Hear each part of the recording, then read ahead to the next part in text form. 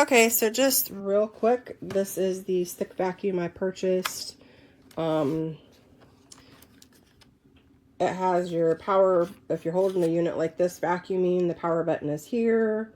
Speed increase, decrease is there. You have a readout here of your battery percentage and all the other info. The battery drops down on the back of the handle.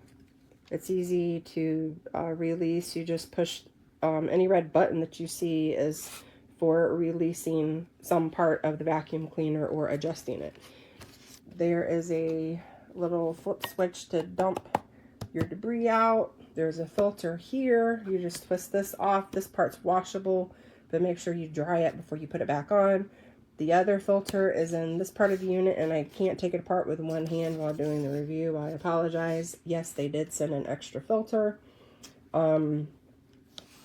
The height is adjustable using this middle section on the pole. This is all super easy to put together. Once you look at the parts in the box, it's pretty much self-explanatory. I do not like the fact that this is held together here and down here by one flimsy little screw. So you have to be really careful with this. You can't be rough with it like you can a corded vacuum. You know how we women usually kind of are rough with them and sling them around. But you'll have to keep an eye on the screws with usage to make sure they're not coming out, because that happened to me with my last stick vacuum, and the wiring came out when the screw came loose because the pole, I made the pole fall apart, and you know, all the wiring has to run from the motor down to get the brush to turn. So yeah, I had only had that vacuum probably 4 months before it fell apart. Hopefully this one will last much longer. This one, I can't tell. I guess that's just a scratch. It looked like part of it was cracked from them putting the screw in already. I'll have to look at that closer, see if that's a design flaw or exactly what that is. Bristle brush head, not vinyl or not silicone, which is good. I did have, or do have, a stick vacuum that actually has a silicone brush, which is stupid because it only works like on vinyl or wood flooring. You can't use it on a carpet because it just drags the debris. This works really well. It's actually bristles. I did a trial run over my carpet. The suction on low seemed to work really well just for low. So there you have it, just a quick review. I think I paid around $120 for this with the coupon that came up on it. So hopefully it'll last. We'll see. Hello, just giving a review on the vacuum I got in December. I really enjoy this vacuum. Check out how much it flexes the head. You got a telescoping pole for reach or height. Goes to several different spots. But what I really like is removing this. You can even remove this. And these attachments are wonderful, especially this one. You can either use it with the telescoping pole to get like blinds, top of doors, top of windows, etc. But this feature is fantastic. 2-in-1. You can either, if you're not worried about your surface scratching, you can use that one. If you're worried about scratches, use the soft bristle, so top of baseboards, etc. But really good for a spot back clean. The battery life is much better on low than on high, of course. It's going to really suck your battery power down when you have it on the max. And what I realized is you don't need it on the max except for a real troublesome spot. So just put it on the low, most you can. Adjust it when you need to, but try primarily to keep it on low and you'll get longer battery life. I can do probably the majority of my main floor with one battery charge if I do it on low. If I bump it up, it's going to not do my whole floor, and I might consider getting another battery. But really fantastic vacuum. So glad I bought it.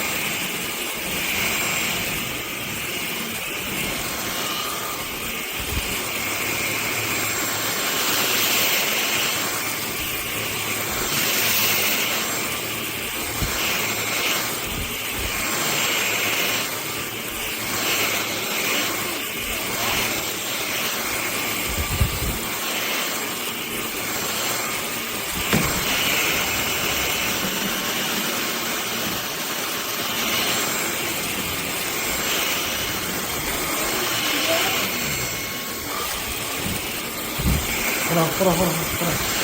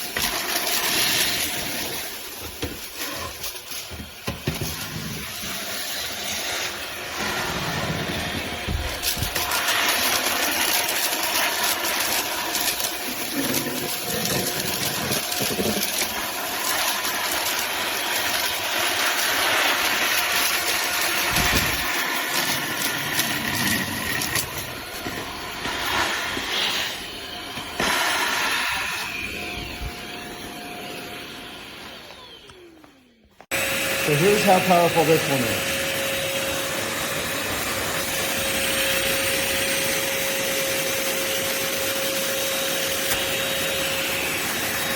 Here's the cheap one.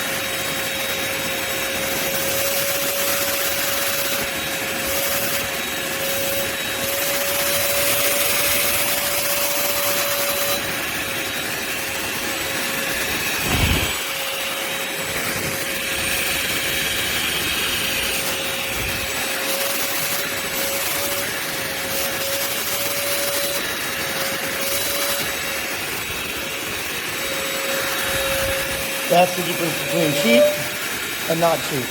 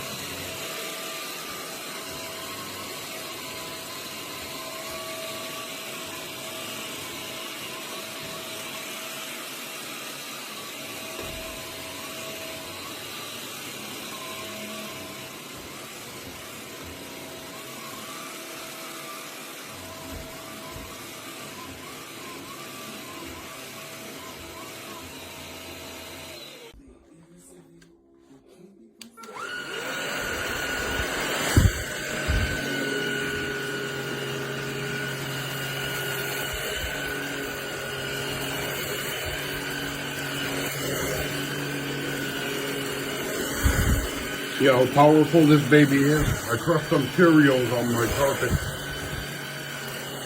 And it's like if it's brand new. Wonderful.